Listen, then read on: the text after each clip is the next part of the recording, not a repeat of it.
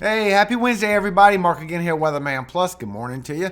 Now, we have this very large and powerful storm still coming into our system. It is coming Friday evening into the weekend, all the way to Monday and Tuesday. Plus, we still have this trying to be a surface low over the East Coast, and it is bringing winds and rainfall to the northeast as we go into this pattern. Now, you can see on your 500 millibar vorticity that as these cold fronts still come through all the way till Friday, that this system is starting to come in through the northwest. We're starting to get this upper level low trying to strengthen off the East Coast while we have this cutoff low in the southwest and this hurricane in Eastern Pacific all coming together for this weekend. Now, it does show in the updates that this is bringing some very high winds. You can see the isobars very tight. But also, when this storm comes through, it's going to miss a lot of this precipitation in the south, and it is going to create some severe weather for the upper Midwest as well as the north central. I'm showing large hail and chances for some severe thunderstorms. No big outbreak of severe weather, but a lot of damaging winds coming with it. We also have a chance for a 1-2 punch to happen in the upper Midwest where it could drop some more potential snowfall. It's not trending, but let's talk about just the first 5 to 7 days. It's a little too far to be sure. That's going 8 and 9 days away. So as we go into Friday, you can see we started getting this low pressure building up while we're getting this hurricane in the Eastern Pacific, while we're trying to get a surface low to form up off the East Coast, and it never does. But that high ridge does pull it in, so the impacts will come into the northeast. I'm seeing some very heavy rainfall, and maybe the winds will tighten up as well. But this strength is up to a very strong storm all the way by Sunday when it all comes together with the energy. And then as it goes to the upper Midwest, it's going to bring severe weather, then go off into Canada and bring them some severe weather as well. And there is a chance for a 1-2 punch, but that's literally at the end of the run. You also can see the severe weather as you go Sunday into Monday, that with your cape, with your lift, you do get some lift across Nebraska and lifts up towards the Dakotas, Minnesota, Iowa, even Wisconsin, where you can get some severe thunderstorms out of this, because this will not be snowfall for y'all. It will be some storms and some rainfall. And you can see with your lightning strikes as you go into Sunday, there's a lot of chances for large hail all the way from Kansas, Nebraska, Iowa, even the Dakotas as you go into Sunday evening. A lot of chances for large hail in that white as it expands out into Sunday night all across the upper Midwest, bringing y'all some thunderstorms, rainfall as well, and some damaging winds. So just looking at the rainfall totals all the way until Tuesday, you can see we do get some precipitation upper Midwest. Some of this will be snow for the Northwest. Upper Midwest, this is going to be rainfall for y'all, as well as the Northeast. That system in the Northeast is bringing some rainfall as you go Sunday into Monday across Virginia as well as the New England states. And it's showing heavy rainfall for Long Island, Connecticut, Massachusetts, Vermont, even Virginia and North Carolina get in on this rainfall as this surface low goes up the East Coast. And so far, the damaging winds is impacting a lot of the country, but as far as this surface low, it's not bringing a lot of winds. Most of it will stay offshore for this whole area. Maybe get some high 30 miles per hour wind gusts, but there's going to be a lot of winds offshore, 50 and up to 60 miles per hour, so be careful of the tides. But after this cold front, as you go into Saturday, you are going to warm right back up from the center to the East Coast all weekend long. It's going to continue moving to the east. But as you go into Sunday, when this cold air comes in, it is bringing a lot of very cold temperatures, especially the wind chills. Now, so far, the coldest and deepest is by Monday morning, because this cold air is going to stay coming in. And then by Monday morning, it's going to shift to the upper Midwest. But it's bringing a lot of 20s and teen temperatures on your wind chills. In the higher elevations where you're going to be seeing the snow, it is bringing negative temperatures. The coldest so far is negative 16 degrees for the higher elevation of Colorado. So this is going to be a very cold wind chill coming through it. A lot of strong winds with this system. But you also can see that as it goes through the central U.S., it will be a big warm up. You do have some storms coming through, but it's not meeting up with the temperatures. So when the storms do come through, it will just be rainfall for y'all. The snowfall is really stopping right around the Dakotas, and then severe weather for Minnesota, Nebraska, Iowa, Wisconsin. All that's coming to y'all with the severe weather aspect because the temperatures are not reaching y'all. However, it will be some very warm temperatures coming in, but when the nighttime comes in, mostly for Sunday into Monday, your wind chills are going to pick up. As you go through Tuesday morning, overnight Monday, now it's bringing single digits to the upper Midwest, maybe that 1-2 punch. You could see some snow out of it. But as you go Sunday into Monday, that's when your precipitation is moving through. There is a little chance of some snowfall coming.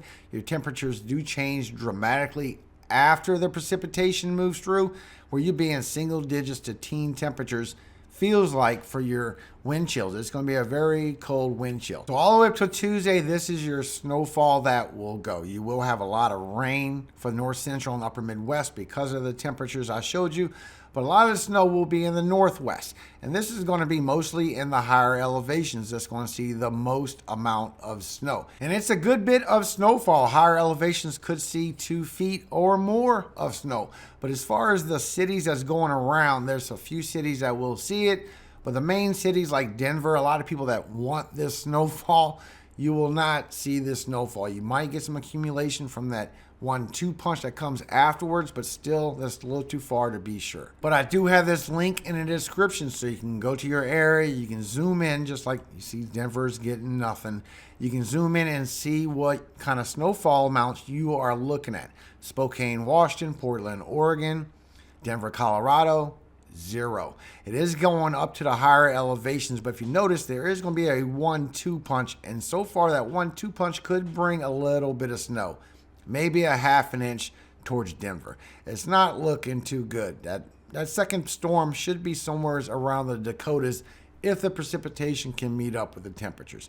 But just click here and see where you're going to be getting your snowfall, because there is a lot of towns that is going to see a lot of snow. But it is bringing some damaging winds with this next transition. I'll show you the winds in the northeast. We also have the hurricane going to the eastern Pacific. I will update you guys over there in Mexico. But what's coming through with this system is going to be some very high wind, guys. It's still showing widespread 40, even up to 50 and 60 miles per hour wind gusts. Higher elevations of Colorado, even getting into New Mexico, could see up to 80 miles per hour wind gusts, maybe even high 80s. So here's a chance for hurricane force winds in the higher elevations.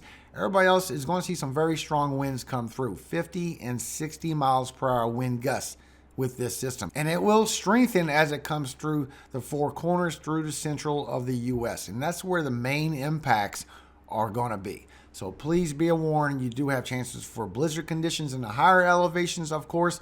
But everybody that's getting this rainfall, you do have damaging winds, severe weather, and you do have some large hail as well that could be coming with this. But once again, I do have a zoomable link so you can see what your wind gusts can be. The Euro shows this. The GFS shows a little bit further to the east where it could affect more of the Great Lakes. So we do need to stay updated as this comes through because it's not completely together with all the models, although the Euro has been the most accurate.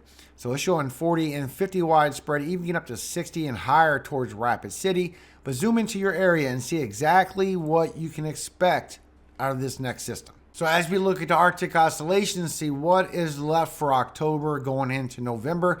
You can see as we're going into this cold front that's coming in, we're going to go through a warm up, then a cold front, then another warm up, and then right around the 25th and 26th is when we go to that negative pattern where a lot of this cold air goes to the west coast. And you can see how these cold fronts get a little bit weaker and weaker. But as you go through the beginning of November, there's no more of these warm-up guys. This cold air is going to start coming in through November, and through December, it's going to start coming in even more. Now, another thing I want to talk about real quick is about our rivers drying up. I know y'all heard about the Euphrates. You heard about all these rivers drying up, over 60 in China. All kind of rivers are drying up. And this is our Mississippi River. This is where we get a lot of our production through a lot of states, where we get grain, other food that comes this way through the Mississippi River. But now the grain barges have problems coming in delivering the food because this is our Mississippi River now. So it is getting really bad on all these rivers drying up, and it's even causing issues with water for the communities around these areas. Not only just for possible food shortages coming, because food can't be delivered through the Mississippi right now. But as the river dried up, it did expose a ferry that did shipwreck in the late 1800s, early 1900s, that did get exposed. Now, as the water levels come back, this will get buried again. But a lot of things are being exposed with these water levels. I'm sure y'all saw what happened in China. A big Budapest temple was exposed. That's been gone hundreds of years, but it's been exposed because of the low water levels. and the Euphrates River as well, and that's very biblical as well. It's pretty major when the Euphrates River dries up. But look at this. A ferry from the late 1800s has been discovered. So remember, this is going to be a very powerful system that comes through, and it is bringing a lot of damage and winds. That's the main threat that I can see that we need to prepare for this system. So please be warned, you do have a lot of high winds coming with this next system coming into this weekend, and Monday and Tuesday also with the severe weather aspect for it. Thank you all so much for your time today. Hope you have a very blessed Wednesday out there. I tried keeping it as short as possible just to give you a quick update on what the impacts could be from this system. Now today I'm going to read to you something very important, and you really need to keep this in mind, what you hear, because we see it everywhere. So if your eyes are not open, you really should take a look. Revelation 9 verses 13 through 21. And the sixth angel sounded, and I heard a voice from the four horns of the golden altar which is before God, saying to the sixth angel which had the trumpet, Loose the four angels which are bound in the great river Euphrates. And the four angels were loosed, which were prepared for an hour and a day and a month and a year for to slay the third part of men. And the number of the army of the horsemen were 200,000. And I heard the number of them. And thus I saw the horses in the vision, and them that sat on them, having breastplates of fire and of jacinth and brimstone. And the heads of the horses were as the heads of lions, and out of their mouth issued fire and smoke and brimstone.